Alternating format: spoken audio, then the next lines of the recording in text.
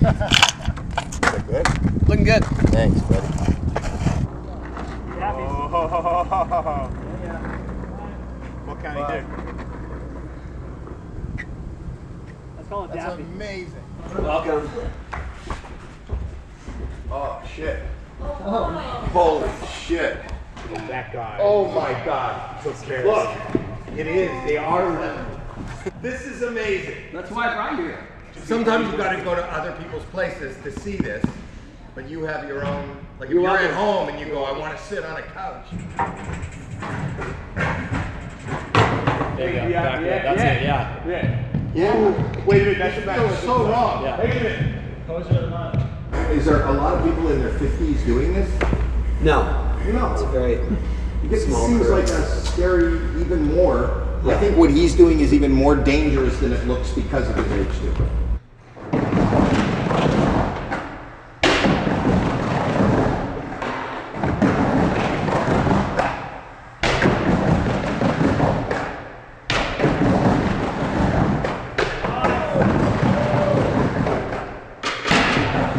Sean Penn is a backside Madonna. Oh my God. He was married to her.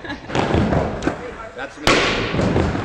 Now, this is Sean Penn. Sean Penn.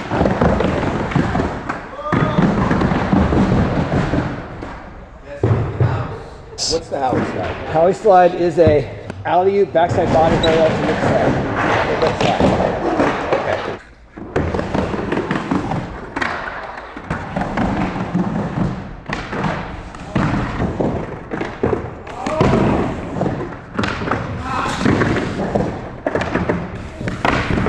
It's actually a hard trick, huh? Sorry, yeah. He has no idea.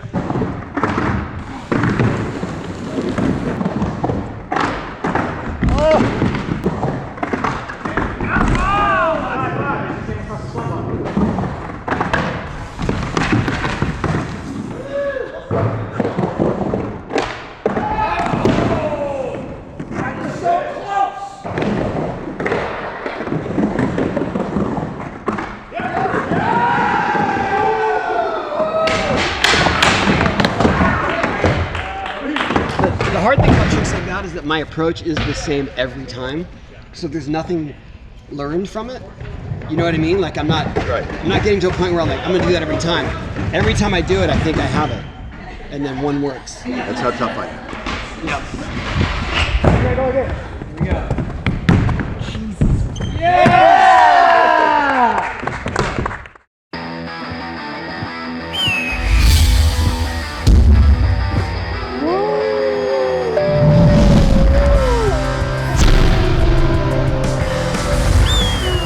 We're live. What's up, everybody? We're live. Welcome to Hawk vs. We're not live. He's we're from recording. Sirius XM, and that's why he does that. He's programmed True. to think that we're on a live show. Because I was a Sirius XM person, I've had to train myself. No, dude, you can't take a call right now. It's not live. Well, you can take calls. I mean, I can have people call me. We're live to tape. Okay. But when this is being recorded, like I'm the guest, by the way. Howie Mandel's here. Howie Mandel. When it's recorded, I Yeah. can be in another place listening to it without being here. Right. Yes. Right. And I could be taking calls wherever I am. Oh my God. Right. Got that it. doesn't make it live. Do you want to go? Because we'll go right off the bat. Let's go. All right. I'm ready. I'm It's very all excited semantics. to be We're here. okay. I'm very excited to Hey, be here. we appreciate you coming here. Oh, I know. It was a long You drive. came down all the way from Los Angeles. I felt obligated because you came all the way to Los Angeles to do my podcast. Thank you. And I I think use that for my leverage. Nice work. it He, was. he nice lives to- in LA. He comes down every week, but yeah. Oh, you don't even live here? No. You come here for the. Why did you come here? To skateboard and to do this show with you. Thank you. I appreciate it. Well, had I known you were coming from out, we could have carpooled. Yeah, you're funny. I didn't carpool. I mean, I wouldn't have, but I mean, it's nice Right. to offer. I know. I appreciate. the Anyway, I'm fake so offer. excited to be here, and there's a beautiful part of town, and this is an amazing. I would imagine your listeners see it, or these are viewers too, because this is YouTube. both. Yeah. It's YouTube, but your facility here is just phenomenal. It's fun. You got kind of a private exhibition. Kind of. No, you got- did. you gotta- yeah. We call it demo. You got a private skate demo. I Andy did. McDonald and Tony Hawk did doubles for Howie Mandel. That's not Right. an Well, it's kind average of day. like he owed me that because when he came to do He owed my you. podcast and I let him watch me wash my hands. Oh, People wow. know that I'm a germaphobe, so Yeah. it's in the room. And I got to wash my hands, and I did it. So, remember, I did a soap free. Right. Wash What's a and- soap-free wash? without soap You just rub your hands. and water. Ah, And then I did you saw the demo that I did with Purell. Right. Yeah, you do Yeah. both. I do both. There was a moment here on the ramp when you were debating sliding down from the top. No, there was no debate. Oh, You but look I good. offered. I But, thought you were but gonna- here's what I remembered about you talking about germaphobe is I offered to hold your hand so you can go out over the coping and then drop you, and you're like, no, that would mean you'd have to touch my hands. And Yeah, I that's don't not- want to be that's out of the touched. question. I Yes. mean, it's amazing. I have 3 children. I don't like to be touched. I was going to say, you don't mind boning though, right? I don't use. I can do it hands free now. Do you, For the last. do you bone with gloves on? Pardon me? Do you have sex with hands gloves free, on? just hands free. Hands free. You just wait. When you have sex with your wife, you just raise your hands in up. the air. Hands up. That's how it goes. That is. She's my glory hole. What about trowel? Oh my god! Right? You don't have to touch. Like What you don't about- touch somebody on the other side of the You don't wall. want any traction. What? You don't want any. You don't Oh, want well, I to. have handles and stuff. And also, can I tell you that this is not only an honor doing that. I'm actually a fan of yours also. That's super weird, and I appreciate it. Why is that weird? I'm insignificant, but it's still really cool. I appreciate it. You have a self-esteem problem. Yeah. I know. Yeah, You do. I'm not trying yeah. to. We talk about that every week. Oh, really? You do? Because Yeah, he was telling me, kinda. I mean, I've talked to you for a couple of minutes before we got on the air, and you talked about you're in therapy, and Yeah. you kind of understand that you have issues. Yeah. I have issues too. Yeah. I figured that a little bit. No, a lot. Yeah. No, but I listened to You you. seem to- I got introduced to you on the Howard Stern show, and Right. then I went over to your channel on Sirius. Yeah. now- Faction. Yes. Yeah. And now I'm here. We're talking. This has been a really amazing day for me. I'm not all kidding aside. Oh, Tony. thank you. Because I don't know if you've mentioned it on any of your other platforms. You did. You put it on a story. I saw it on a story. But when Tony came over and my podcast, Howie Mandel Does Stuff, will air in the same week. But you informed me that you named a trick. I think I asked you to name a trick. You asked me to, and I had just created a new trick days before that didn't have an official name. And I was explaining that, I've been in the business for 40 years, and I and not that I'm flexing here, but I'm flexing a little bit. I have a star on the Walk of Fame, and I've had some stuff and some success. But I think So that, gnarly. pardon me? Super good. Is what I was saying. So What- gnarly. He's using skate. So gnarly. Skate term. Oh, yeah, I did that. he's giving you praise. No, I heard Your it. flex was I know gnarly. fucking It's solid. it's the accent that I'm having a Gnarly, problem. man. gnarly. Gnarly. What about that? Gna- Gnarly. Gnarly. I didn't know what gnarly was, but it is gnarly. But but it means so much more to me to have a Tony Hawk move named after me. I think that Yeah. means a lot. And well, to know thank that he did it on the day that you were here, and it's a trick that it could just never happen It's again. very difficult. Wait. And he decided to do that Now in you're front of making you it- with now so you're much making pressure. Now you're making it less. No, it's more. No. It's more because I You had to pick- work for. I had to work for it. No, the fact that Yeah. you worked for it and I'm not easy, and I was somebody said that Howie's so fucking hard, and Yeah, I I didn't know said what that. they were talking about. You did, Yeah. and then, but the point is that the fact that you've come up with the trick, you did the trick, you worked hard on the trick, and it's never going to be seen again. It's a little bothersome. Oh, you should have Oh, said. I never said I wouldn't do it again. You but just said it. I can't believe he did it on video one time. He could have just showed you the video and then we could have put it on the podcast. But to Right. say, I'm going to do a live Howie in front of Howie Mandel is borderline stupid because it might not work out. and That's you what might he's just be saying. standing on the deck Yeah. going, I thought you said that the Howie was really cool, but Yeah, it just looks like all you do is fall off on this the day Howie. could have been a miserable fail. Well, let me tell you something. It meant so much to me that what I did is, that I'm into extreme sports too. I don't skate, Right. but I do parkour.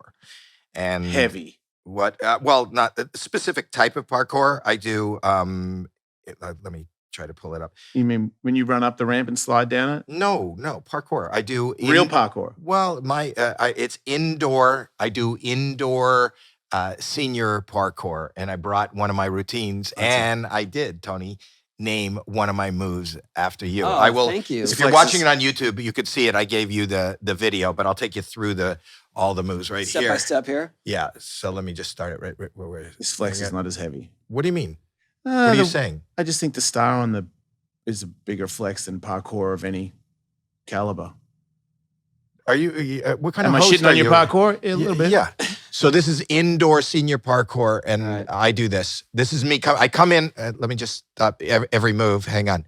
So I've dropped into a room from the left. Dropped in. Yep. Okay. You What is entered it? the room. Yes. You know, you have your I know. terminology for what you do. I have my terminology So for far, what I you're do. standing in a living room. Just for the people, like you seem like you're offended, but so far you're standing in a room. I came in from the left. Okay, so you're saying you can walk. And then I head right to the couch. I'm heading right to the couch. Oh no, you're Just not going to as sit I down, hit- are you? Just as I hit the coping, the edge of the couch, I don't know if you see that I twist away, Right. leading with the right arm. I twist away from the couch. Is that backside or front side? My back is facing the couch for those that are just listening, and down and set. I sit. Okay. Legs up on the Legs up, ottoman. yeah. Both legs go up on the ottoman. Wait.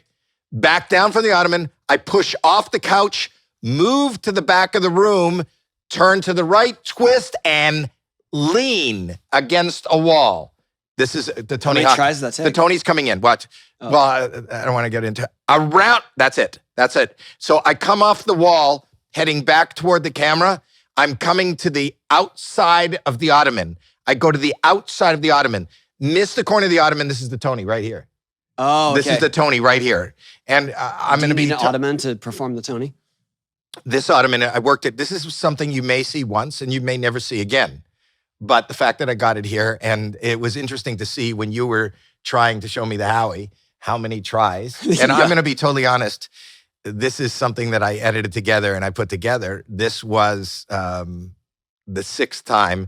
I used to, a couple times as I was going around the ottoman, my shin would just scrape along the ottoman. But look, here it is, totally clear. Look, I came back in the ottoman, folded both arms inside, look away, and resit. Wow. Perfect landing right there.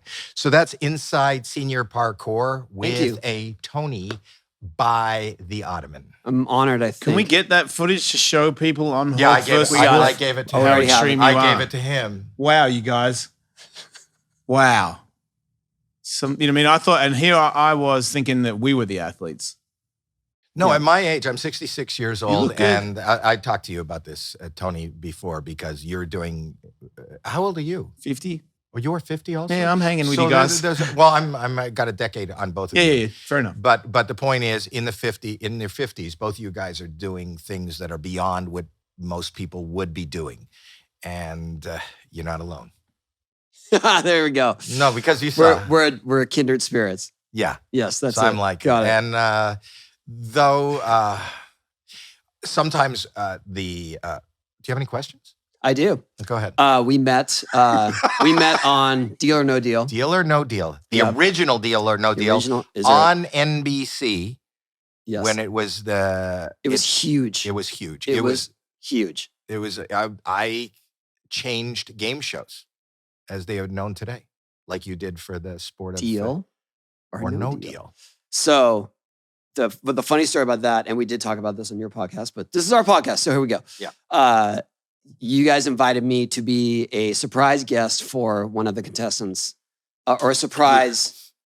I don't know. Well, an unknown, a surprise because they were a huge fan of yours. That I was going to help them shoot. Do you know how Deal? Do you ever watch that? Okay, so then they built a mini ramp on the stage and uncovered it, and they're like, "Hey, Tony's here to help you choose." And then I did a little mini ramp demo, and then You had to stay I had to stay. to help people make decisions that could, a yes or a no could change your life forever. Right. And a lot weighs on that answer. Their So- life was not changed in any way. But did you have input? And do you feel any responsibility to the fact that they had the opportunity of a lifetime? You showed up to surprise them and maybe help them, leverage them into making the decision that would change their life. And it didn't really work out. I think I just went with the general consensus of their family. Mm-hmm. And I was like, yeah, whatever they said. Yeah, that sounds good. Are you talking about them skating? No. Deal or no deal. They were choosing. No deal or no deal. Okay, and then so they can win $1 million. Let me explain to him. Okay. They can win $1 million.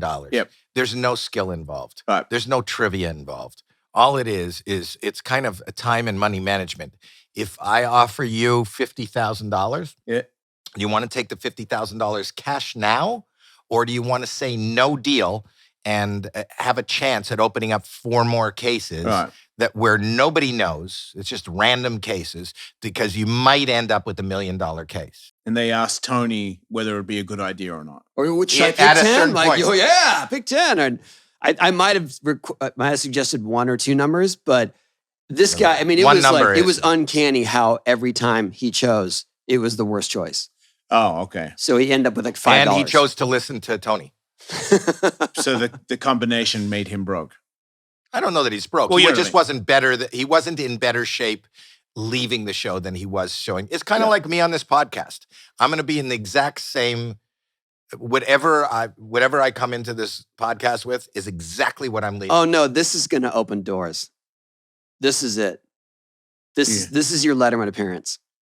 This is going to change my life. Yeah, absolutely. You're finally going to make it. I don't feel like it. I don't feel like this is. If you had gone down So that ramp on your insulting. ass, things would have changed. So I have a question. I made my way down here, and then it said I was on a toll road. Yeah. How do they bill me? Like I don't know how you You get got on to a have toll it in road. your car. You have a little monitor thing and it detects you and goes, you're good, you paid your They thing.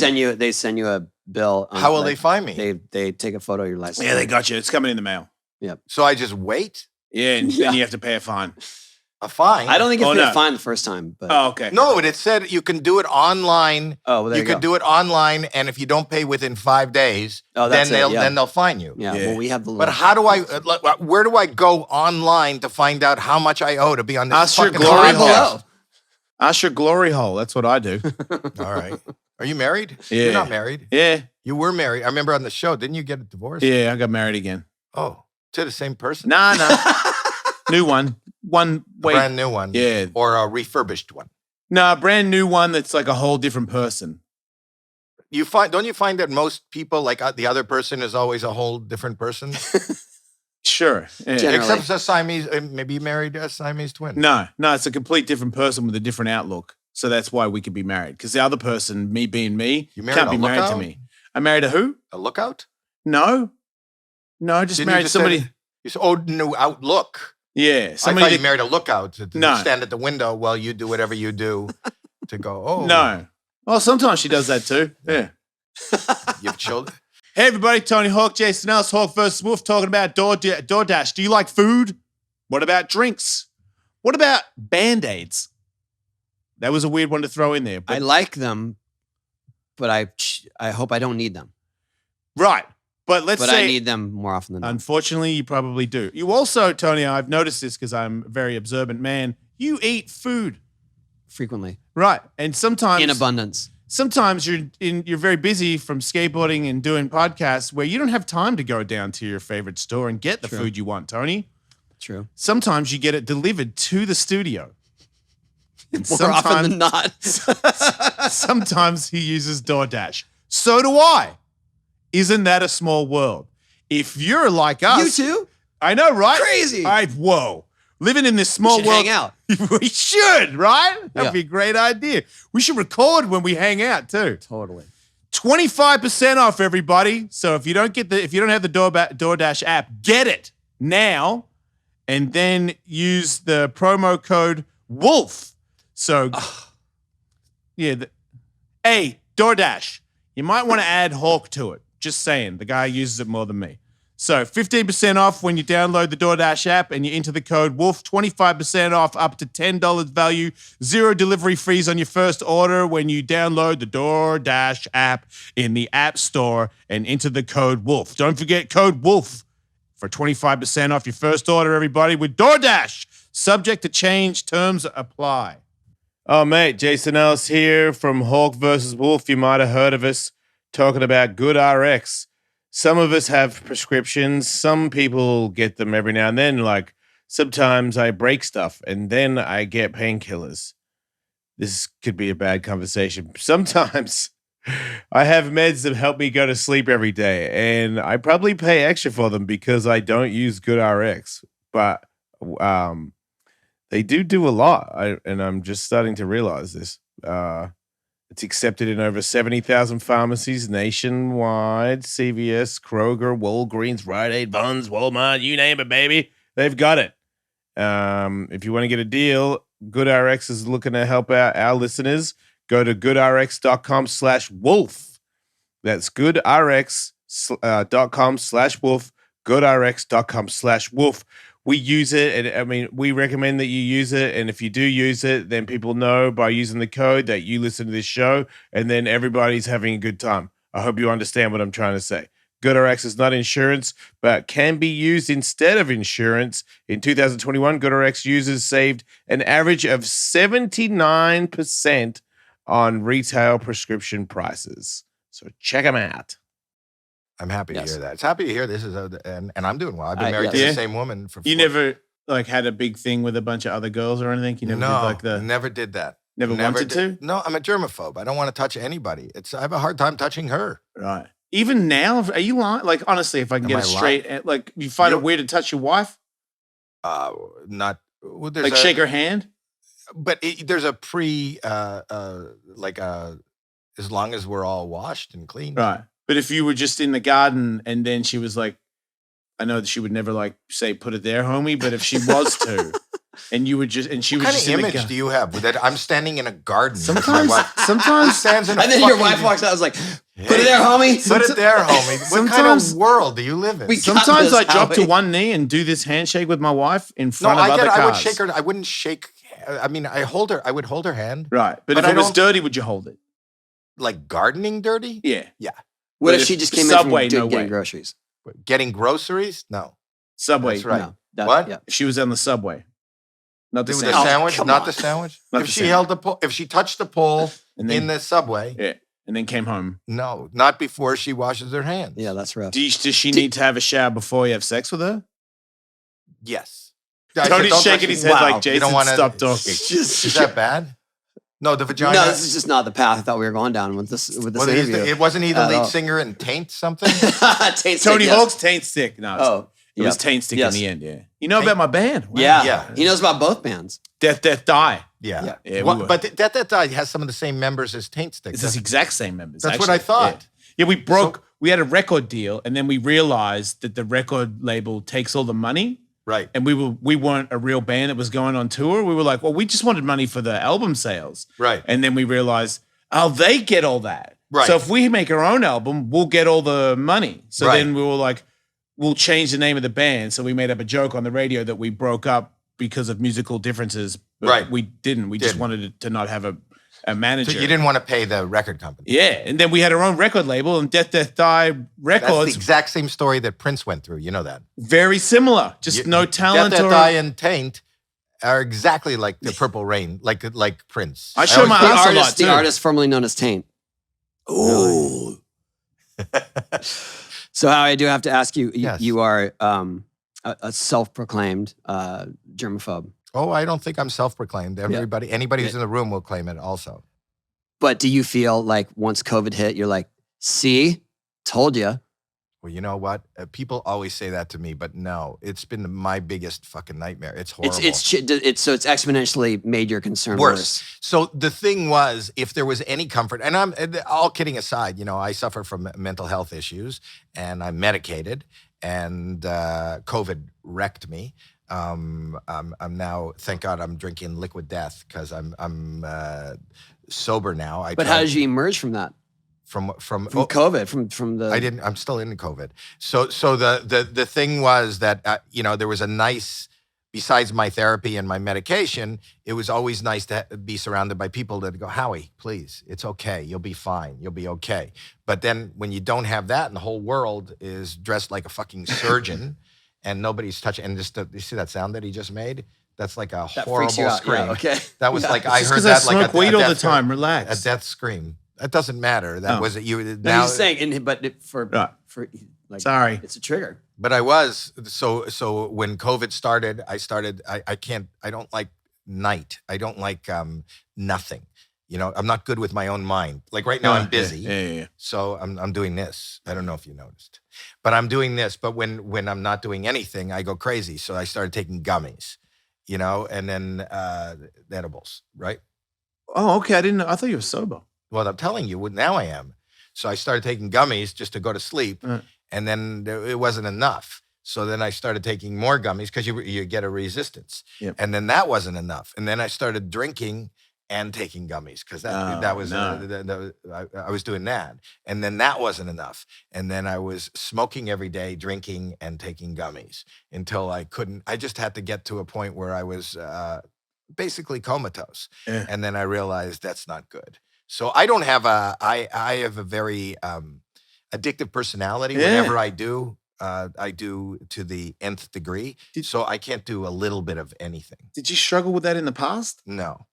Just now, you've recently got you had a little bit of a drinking and marijuana addiction. Just to knock myself out addiction. I just didn't want to be here, But back in the 80s and all that stuff, you never went down that road in your comic life. You weren't. No, I didn't. And it's really weird. And that was COVID that I just tried to escape this COVID nightmare. Yeah. And I was just knocking myself out. So it wasn't easy.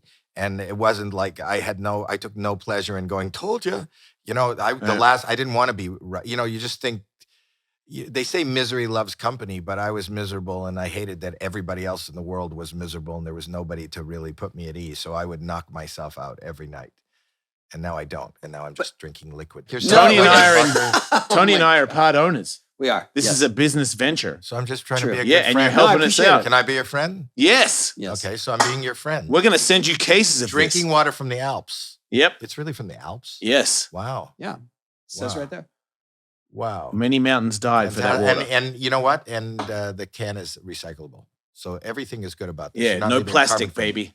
Murder your thirst. I like that. Yeah, it's a good idea.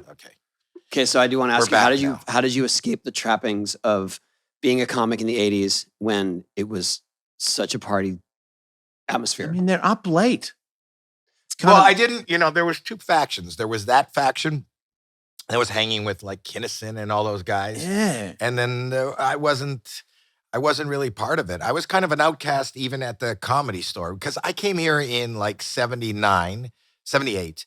I came here and right away I was on vacation and I got seen by accident at I got dared to go up on stage in Canada. I'm from Canada. And I got dared and I just did it and with no, probably like you, Tony, I think when you started skateboarding, you didn't think this is going to be my job. No. And it's fun. When you get home from school, you just want to get on your board and you want to skate. When I got home from work, I got thrown out of school. I got diagnosed later with ADHD and a bunch of OCD and other things. I don't have a GED. And I got thrown out of school and I was a bit of a troublemaker. So I was working. And then I went one night in the mid-70s to a comedy club just to go as an audience member with no aspiration of being it didn't seem like it was even a job, from Canada and, I didn't know anybody in show business, but I went and they said, anybody want to get up? And I got dared to get up.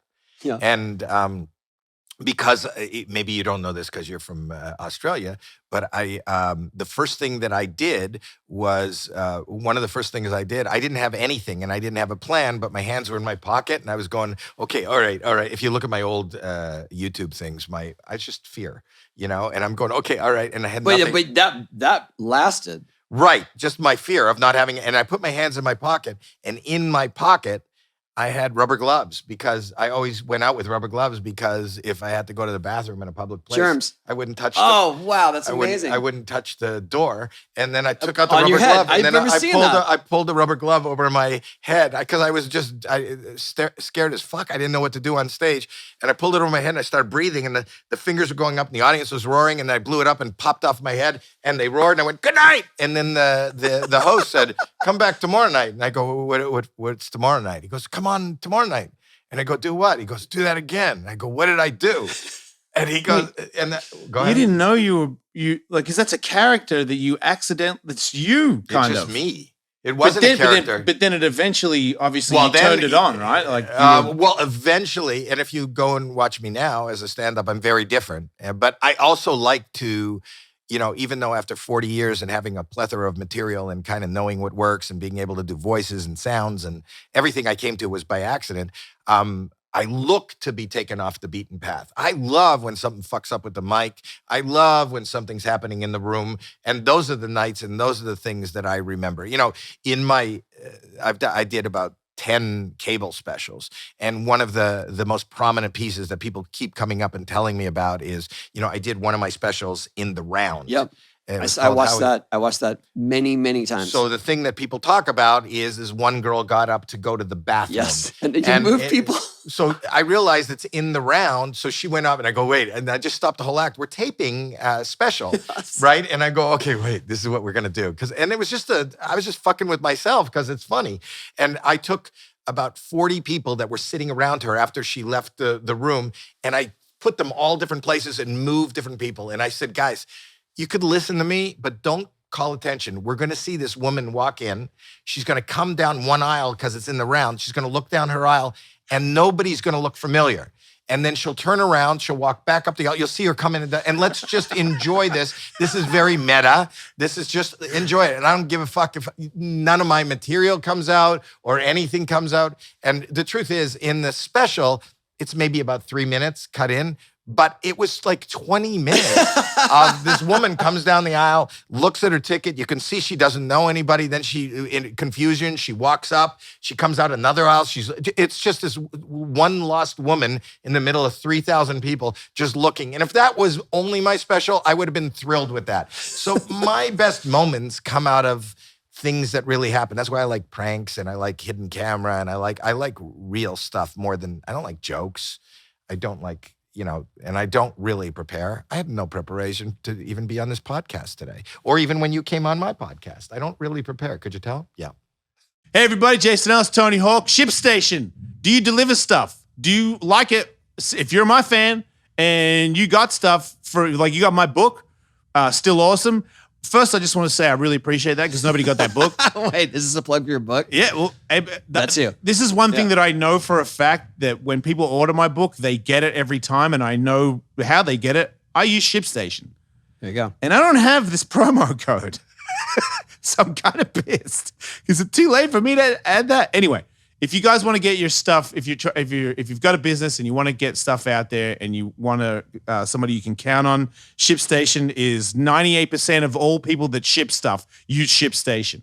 Use our promo code WOLF and get a $60 free trial. That's 2 months free. No hassle, stress-free shipping. Go to ShipStation.com, click on the microphone at the top of the page, and type in WOLF. ShipStation. Make ship happen. Speciosa. Yeah. They make Kratom. And I'm Jason Ellis, and I use Kratom a lot. And they gave me a package, and I was like, what? I'm not used to this new stuff. Nope, it's good. Same thing. Does the same thing. It's excellent. If you don't know what Kratom is, you should probably Google it. If you're not 18, don't listen to this. It's for adults to take the edge off, probably from dealing with you little bastards.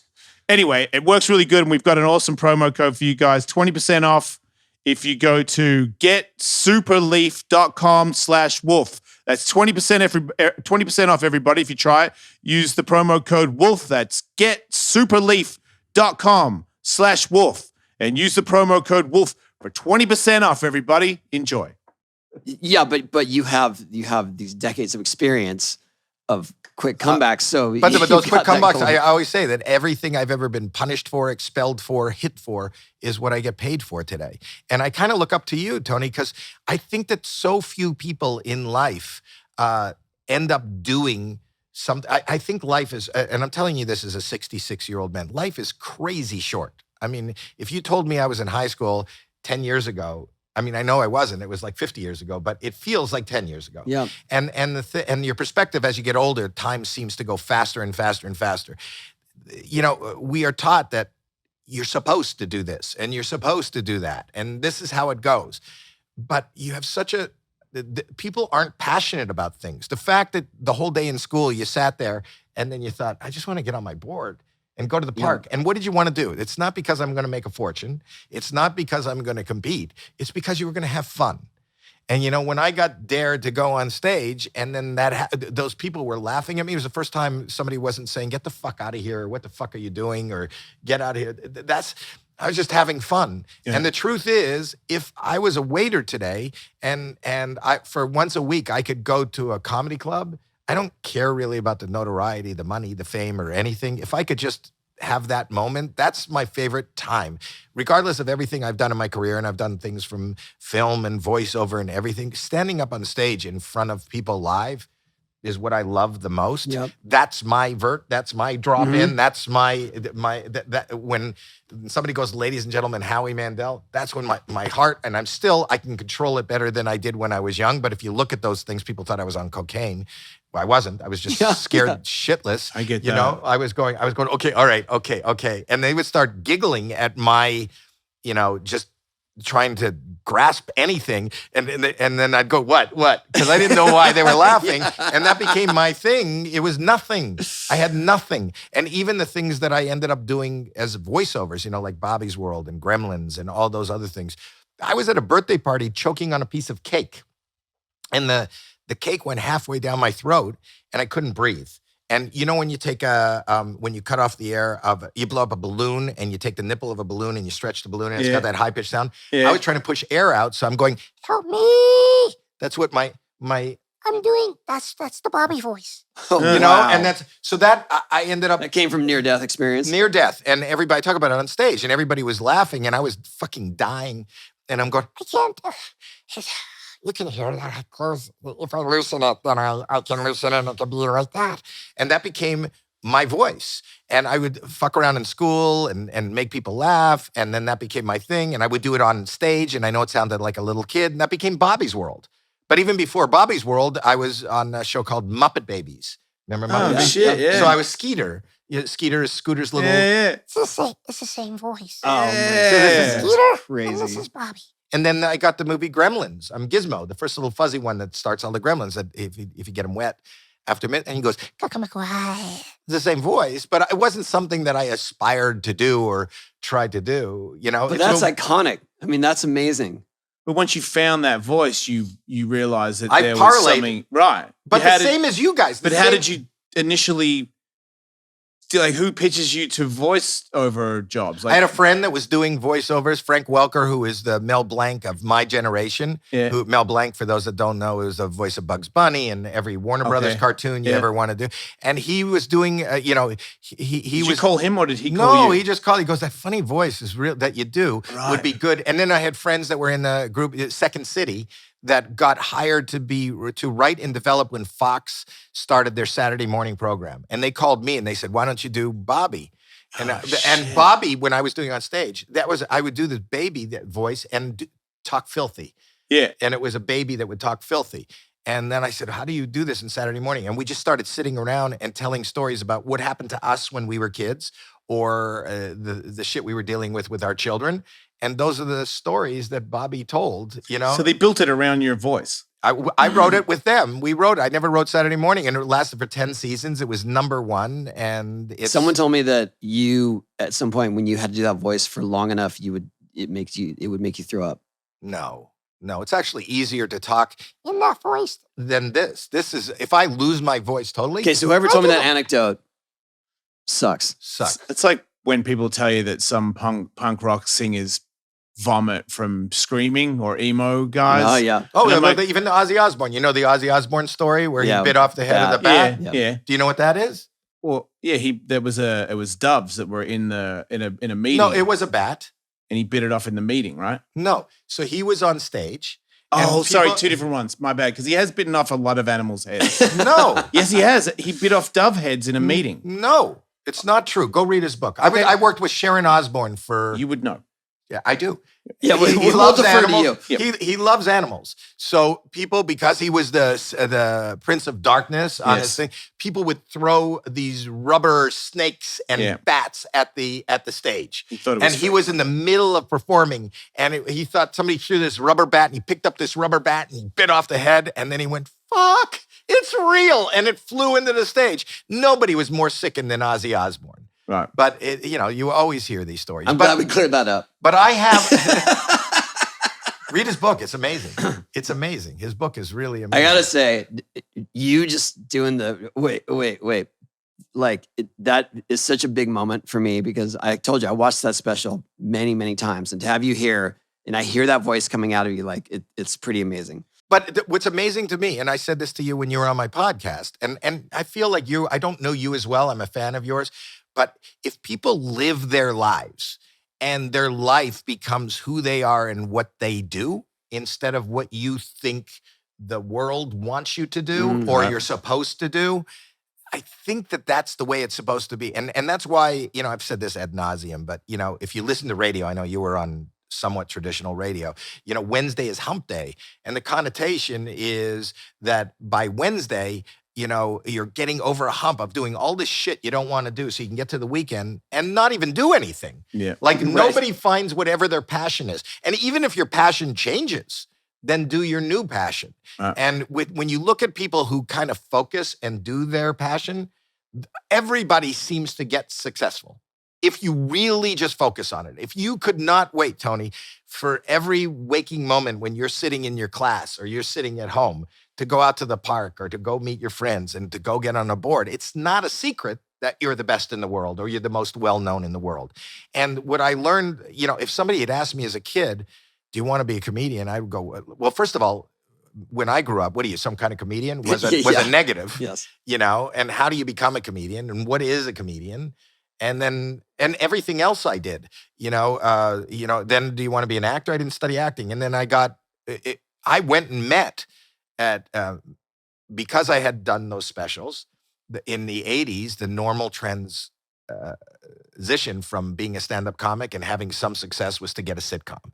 And I went and met at MTM to go see if they'll develop a sitcom for me. It just turns out they were doing this show called Saint Elsewhere, which was this dramatic show, and they were recasting. They had already started shooting it, and they go, "Can you act?" I go, "I don't know." They put me in St. Elsewhere for 7 years. I started on the same show as Denzel Washington. I'm not a dramatic actor, but I did that. Yeah. And then when they asked me to host a game show, that's the first thing I said no to, the game show. And why? Because when your currency is irony and comedy, at the time, you got to take yourself back to 2005. No comedians had ever or were doing game shows. The game show host was the punchline. Would that be considered a sellout of sorts by the comedy? Yeah, just like a movie star doing commercials at the time. Right. A comedian being, and no, I don't mean any disrespect, but, I don't want to read trivia questions and stand there in a suit and be, Pat Sajak or Alex Trebek.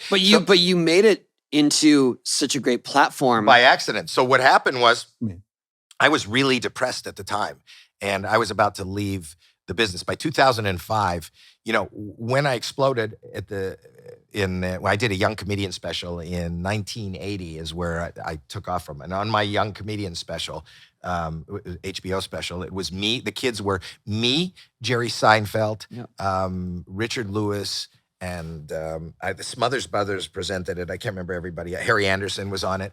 And then I started getting HBO specials and I started doing really well.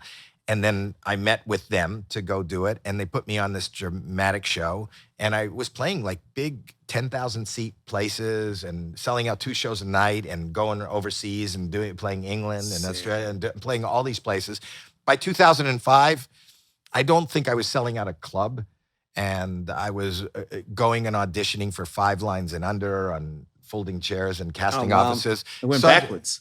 Well, everybody's career is ebbs and flows. Not yours. But no, what are you talking about? Very much so. Yeah. Really? Yeah, absolutely, yeah. I feel like you've always been on this. Not even. I didn't know because I kind of thought the same thing, especially being a skateboarder, that it's always been great to be Tony Hawk. But from doing this show and being a guest on other people's shows with him, and him talking about at one point buying recording equipment because there's no money in skateboarding, and now I'm going to be a video editor. Yeah, I bought a video editor, yeah, editing system. I borrowed money from my parents to buy it, but by that same perspective, we never imagined from the outsider view, Howie Mandel ever. So I wasn't doing anything. I've been really good. I've been really good because I didn't really trust show business. I had invested, and I like real estate, and I like, It's a rare thing for but a I just comedian. mean from our perspective, we didn't see any of your lower points or that anything slowed down for you. If you were in a club in 2005 with another 60 people watching me pull a glove on my head, you would have known that. So I just said, this is hard, and I keep getting kicked in the nuts. And I'm sitting there with 5 people that I don't know that kind of look like me, trying to get 5 lines on a sitcom, and I couldn't get it. So I said, I'm done. And then I got a call from NBC. We're doing this game show, which is this format that's blowing up all over the world, and we need you. We want you. We can't do it without you. And so I said no, because it was a game show. And I thought, I'm ending my career anyhow on my own terms. And this is I've told this story a lot. This is going to be the nail in the coffin of my career. And it'll be humiliating. And it's not how I want to be remembered. Oh, shit. And then my wife said, mentally, I was just going down a really dark wormhole. She goes, just get out and do it. Just do it. It doesn't matter. You're leaving anyhow. Just take the check. Go be busy. And I phoned them back and I said, I'll do it. And this was on a Friday. And then they said, that's fantastic. We couldn't have done it without you. And I said, when does it start? And they said, we tape Monday. And I said, well, don't you need a set? And they said, they built a set. And I said, don't you need models and stuff? They go, we have them. So how fucking down the rung was I? How many people had said no? Everyone was in position waiting I for feel you like to walk the through guy the door. that was replacing you was like got called and said, "Don't worry about it. We got Howie." Right, but I'm saying they probably asked everybody in town, and everybody said no. So the point was, I went and did that show, and it blew up like crazy. It was like the biggest thing ever. And the point was that after that, Fox launched Are You Smarter Than a Fifth Grader with Jeff Foxworthy. And, Steve Harvey does every other game show. And now after that, every game show is kind of hosted by a comedian. Before that, there was was like Groucho Marx did You Bet Your Life. And then between that, there was no comedians. Those were game show hosts. Those were very serious broadcasters who wore suits. Not that I didn't wear a suit, but and very rarely did they veer from the game show they had.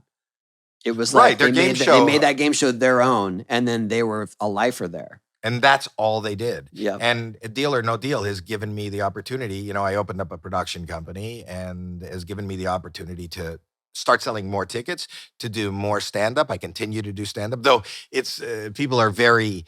Now there's like 1,000. They're either playing your game online. Not everybody's just watching network TV. They're either playing. Playing the game. They're going to movies. They're watching YouTube. So it's really funny. If people are fans of whatever AGT right now, America's Got Talent, they go, "Oh, I used to love when you were a comedian." Well, I still am, and I'm still out there. Yeah, that must be weird.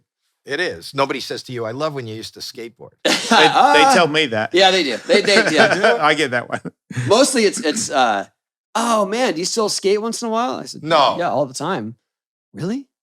At your age? I get that a lot. Like, I get that. And when you get past 50 and it is a miraculous thing that you can still do it. I don't care what your background I think that's is. amazing that you guys are still standing up and not, hurting. Maybe it does hurt. He is hurting. He does still. That's the most impressive part about it. I watched you today. Is you slam still and then show up the next day. I don't like to highlight it, but yes, he's right. No, but even trying to get the Howie did not look easy. No. And not only did it not look easy from whatever that skill set is that takes you to land exactly where you want. What's really interesting as a layman, when you watch somebody skateboard, it looks like it's hard to believe that every one of those moves, the way that board is moving, everywhere your hand is and everywhere your body is actually thought out and planned, because it looks like it's a bunch of kids just flying crazily through the air. Right. It really does to somebody who who doesn't know it. But the fact that that's planned, I always find it, even when I'm watching the Olympics, and now congratulations, you're responsible for bringing your sport to the Olympics. But even now with the Winter Olympics playing, and I watch the snowboarders. And it looks like they just fling themselves in the air. It does. Yeah. And because it goes so fast, and there's a fling and backwards, and the edge just touched here, and And I watched you put together the Howie, but not only that, when you missed, and I don't know that you want to tell people you did, and that was the most impressive thing because you just kept going and going and going and going and going and going until you landed it. And every time you missed, it is deafening, the sound of your knee pads hitting the ramp. Yeah. No, but I'm saying it is fucking violent, you know? And then I keep thinking, first of all, I think it's violent to watch a 17-year-old do that. Yeah. It's even more violent watching somebody in their 50s do that and get up with the spring every time and go, you know, most people would go, I'm going to try that tomorrow. But when you realize that this is why, these are the things that people do who are successful. And the only difference, I've said this before, the only difference between, I don't know what success for me is not notoriety, because that goes away like that. People, no matter how good you are, no matter how, 2 generations from now, you won't remember who anybody is. Money doesn't really mean anything. The success, I always say, for me, I found success April 17th, 1977, and that was my dare to get on stage. When you find the thing that makes you happy, but the people, by other people's terms of what are successful, they're the people that just keep going and don't give up. The only difference between anybody listening to this and Elon Musk is he did it and you didn't. Yeah, I mean, I was a pro skateboarder and I was successful at it, and then I started to get older, and you know, from my choices with my body and stuff, my body couldn't keep up, and I lost my ability to be good at it, and I had to let it go. And in the end, getting past not being a pro skateboarder and having people recognize me for being a fancy guy on a skateboard, I had to realize, like, what did I get from this? Like, if you recognize me at a gas station, or did I get any money? Or I remember when you did that one thing from that one stunt. Great. It didn't mean anything. The number one thing I got from skateboarding is I loved it so much. And at one point it was attached to me and I could do anything with it. I could go anywhere with it, make it do anything I wanted. And then when I'd really let go of it and I'd been past being a pro skateboarder, and you could ask me and I could be honest, what do I value from my skateboard career the most? It was that I could use it in a way where I could do airs over people and look at you while I was in the air. Now I can't do that anymore. I have to focus. But the point is, it sounds like still, you know, you are relying on outside forces. Like, it would let me go anywhere. What about just doing it? What about the fact that you're just doing it, even if nobody's watching? I think he means more that he was in control. Like he had it so dialed that he was just in control of it, in control of his destiny, in control of how he did it. I think you're on the. I agree. The best thing I got from skateboarding was skateboarding, and putting so much work into it and using it in a way where I was like, you have. Not the spoils. Oh yeah, not at all. Just that you've mastered riding a skateboard. Like, that I had that whenever I went out. Like when you do stand up, I can tell the dudes that are like you, that have it. You walk on stage, people start laughing, and you haven't even done anything. No, yet. but that's not that. But you've mastered it. No, because I think that what they're picking up on is I am. You know, my analogy of stand up for me is. A lot of people like Jerry Seinfeld have an incredible amount of preparation. I don't. I like it. It's kind of maybe the same things you guys get from whatever you do. Is I love when somebody goes, ladies and gentlemen, Howie Mandel. I love thrill rides. I love rides. I love roller coasters. Yeah. And the scarier it is, and the higher it is, and the closer to death. You know, I'm more careful now just because I do. You know, I didn't do that drop in because I'm afraid I don't know what I would be able to say I think if that guy wasn't here to give you advice, I probably would have done. I think you were going to. Yeah, because I don't get outside myself and I don't think of ramifications. I saw that. That's a problem. Yeah. So it's a good thing. But the point that I'm making is that you just gotta do it. I think Mikey says it best. You just gotta do it, and you gotta do it because you want to do it, and you gotta wake up in the morning and be excited about one thing you're gonna do that day. No, to be in love with something is. You're the luckiest guy alive. Or you can't wait to do it. And you've got to be that 5-year-old kid that goes, I can't wait till the bell rings at school and I'm going to get on that board and just skateboard in front of the 7-Eleven. It's not about, this is what we're taught. Everybody's going to know me and I'm going to make a lot of money. Yeah.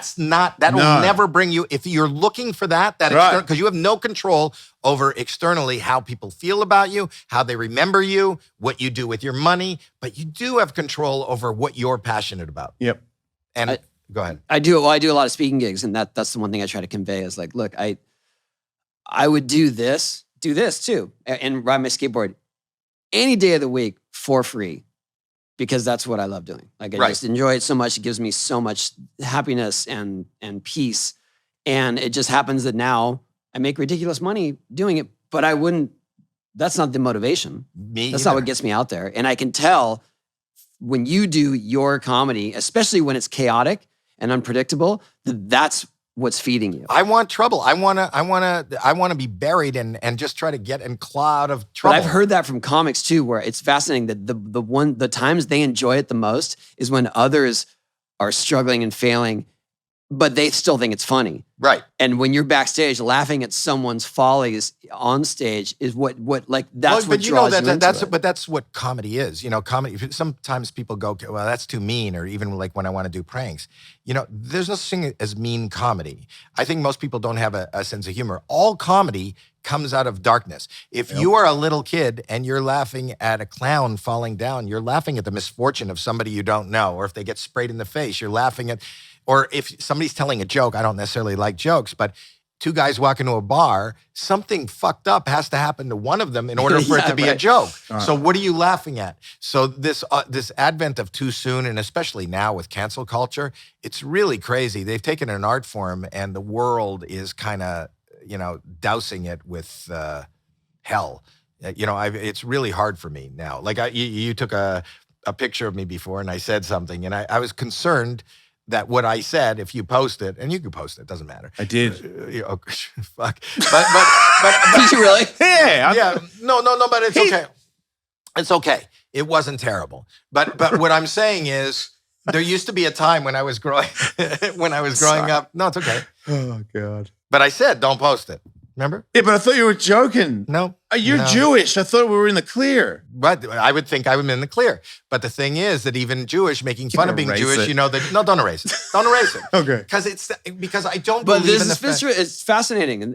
But the truth is, if I get any trouble from it, I will get in trouble from other fellow Jews because we should be sensitive of our heritage. And, this is part of why we were persecuted our whole lives. And it's the reason we had the Holocaust. And I'm not helping the cause by making fun. But what I will say, in comedy, the art form is that you say things that are shocking because they're shocking. Right. And because it's wrong. That is the art form. And it's kind of, if you're saying art is like painting, if that's as simple as you want to do it, you're saying you can't use the black paint. Well, I need to start with the black paint and then shade it in, and then you will see what it'll become. But, there was a time 50 years ago now when if you said something that was really, really offensive, you could get out of trouble just by going, it was a joke. Oh, I didn't know it was a joke. And now you can get in trouble for saying that was a joke and that was the wrong way to joke about it. So I do understand that, but I can't totally shut myself up because my passion is just that freedom, which came, and this is not an excuse, but if anybody is angry at me at your post, and this is the last podcast they ever hear me on, no, don't feel bad. I doubt that, but yeah. No, but what I'm saying is I don't have control. I have, part of there's not an excuse, and it's wrong to do things. But I said everything I've ever been punished for, expelled for, hit for is what I get paid for. I don't, because of my adult ADHD, and maybe I need more medication. I don't think of the ramifications. Everybody overthinks in our world. I think that's actually a problem. I think our human instinct, if we would just do what we do, then, and those are the people that are successful, they just do it. I try to do that. But it's really hard to do because there's always a reason. I'm going to do something, but if you really think about it, you go, what could happen? This could go wrong. Yep. Or I did it before. And I've paid a price for it. So now so I won't do it. Yep. Whereas if you just did it, there's no way, that's why I always say yes to everything. I always say, like, if you say no in your mind, if you say no, that's N-O, which are the first two letters in the word nothing. Nothing comes from no. Yeah. You just got to go for it. And with comedy, I don't know that I'm going for it, but, and I say a lot of things that possibly are offensive, possibly are wrong, mostly not funny, but I can't stop myself, and I just do it. And you know, the truth of the matter is, when you're skateboarding, not everything you do is a spectacular. When you're just skateboarding, No.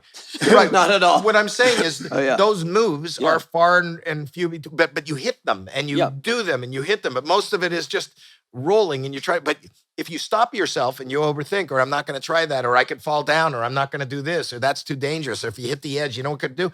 If you could stop yourself with your mind, and that's why most of the people are living today on the cushion of shoulda, coulda, woulda, and the people who are above are just the people who did. I think comedy and skating are so similar. Like when you're trying something, the nerves of trying something, and then the outcome is like, okay, so if you don't do it on a skateboard, you get hurt and then there's pain. But to me, I'm still very new at comedy, but now I have a set and I've been working on it. And recently, a couple of people in the front of the audience didn't like one of my jokes. Like, not that it wasn't funny, just that it was offensive. And I was like, oh, I did not mean to like bum this one person out. Like my whole life is I can't even hear the rest of the people laughing. This lady is fucking disgusted at me. And I'm like, I'm so sorry.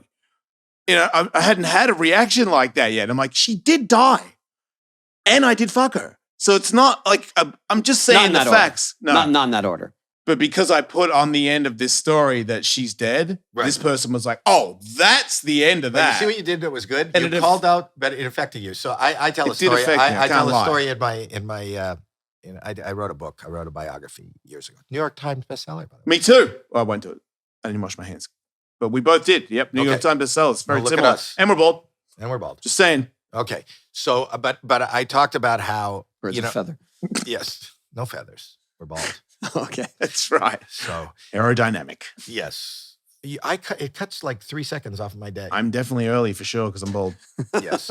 So the point is that, you know, one of the, I've told this story so many times, but I won't go into the whole story, but I'll talk about, it was an epic night of a concert.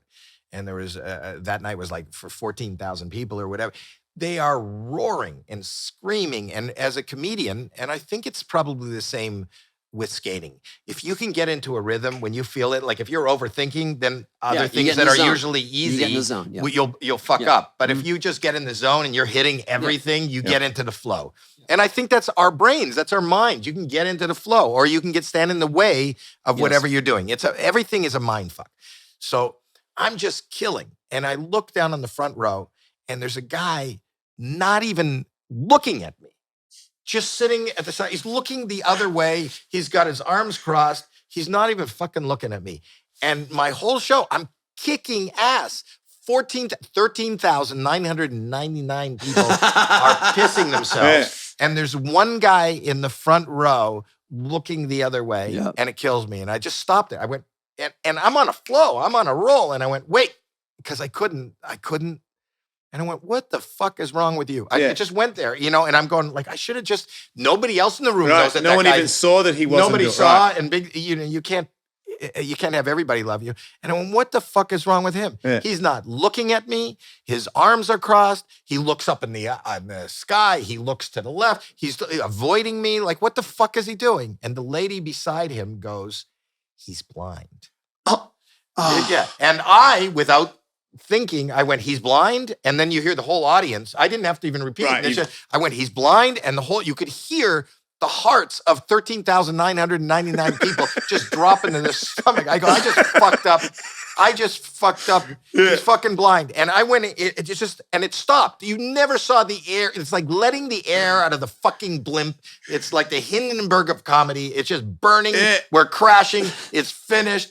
I'm in a dark hole. The fear, I could feel like the sweat just shooting out of me. Like wow. I can hear my heartbeat. I'm in a room with 14,000 people. And then it just hit me. And I wasn't even trying to be funny. I just went, why the fuck would you buy a blind man a front row seat? Why didn't you save money and put him in the fucking balcony and lie to him and tell him he's in the fucking front row? God. And the audience, it's very funny. The audience, I won them back. They roared and they won them back. And those are the kind of moments that's that roller coaster that I talk about where I go, this is going to go down in history. This is the end of my career. And then boom, I get them back. I would have to say there is an elite few select comics that could pull that off. No, Yeah. I think I that, believe that. No, I believe that we can. I think that's a template for life. I think that's the same thing as you're doing in skating. The point is that if you are authentic, everything that I did there, I'm an average human being. Everything I did there is just without any thought. And I think if human beings do things, It's a pro adjustment. I understand though. that, but It's a professional adjustment. Not all through men experience could, and through and through the skill set that you created for 40 years. yourself. But that's why the difference between me and somebody that you don't even know is they probably just stopped. There's so many people that tried things. But you look at Jim Carrey. Jim Carrey was getting standing ovations each and every night. I started out with him. You know, we're both from Toronto. And he was the best impressionist.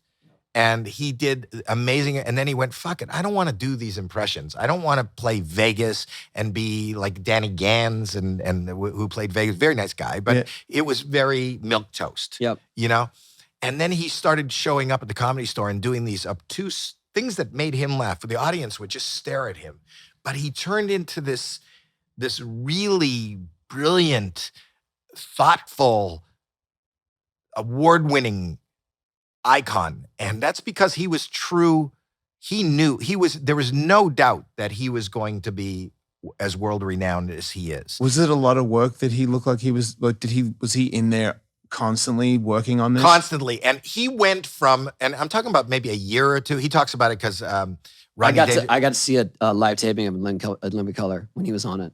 Yeah, in Living Color. Well, that was right before In Living Color, and he joined In Living Color, and he was kind of just the white guy. Yep. You know, but he was brilliant. And the thing is that was different. And he was doing characters, and, you know, the fire marshal, and all those great characters.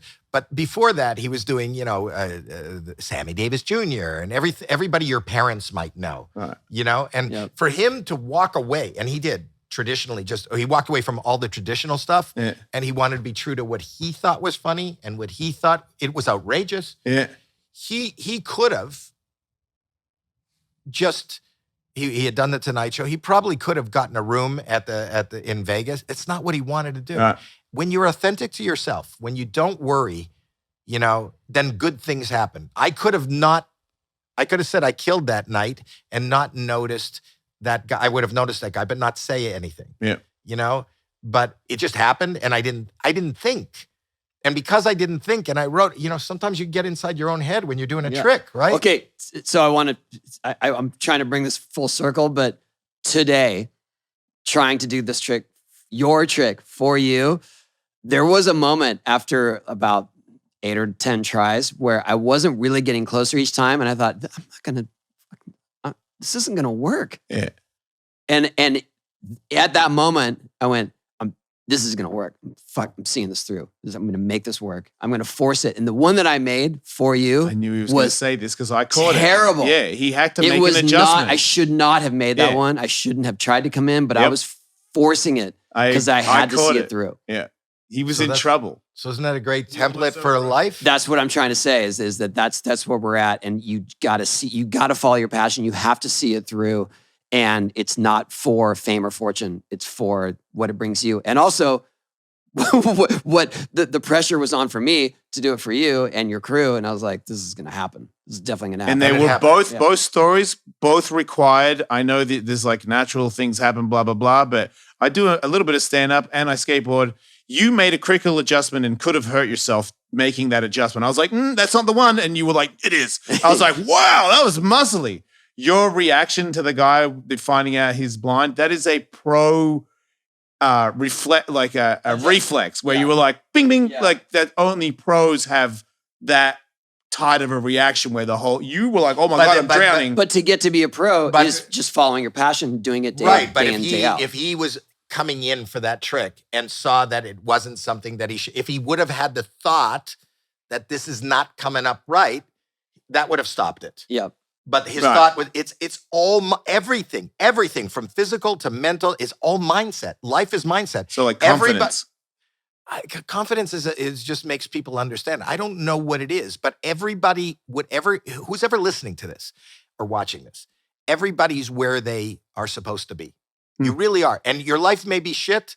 You could change that. You Yep. really can change that if you wanting it isn't enough. No. Needing it isn't enough. Doing it is what it takes. Yep. Howie, What a great way to end. hey, thank you. Thanks Thanks you, for buddy. coming down here. Thank you. Thanks for. I didn't wash my hands. You're good. Thank you. It's the least I can do for you. Thank you, buddy. No, I appreciate it. I You know. ran- I know. You ruined my career. No, I know. Like this was your whole day, Yeah. and I appreciate you devoting Thank it to us. Well, and it's not my whole day. My whole day is going to be on the 405 heading back. I saw what car you're driving. You're in the carpool lane. I know. Well, I just want to say Friday night. how I know. Oh, amazing. it is Friday. This Ooh. isn't live. Wait a second. It's Friday. These people that are listening, Yeah. don't worry about their drive. It was awesome to have you here. As a skateboarder, comedian guy, holy shit. And I'm just shithead hanging out here. Look at me, Mom. Look at me. Thank you, both of you, for existing. Oh, thank you. Thanks, everybody.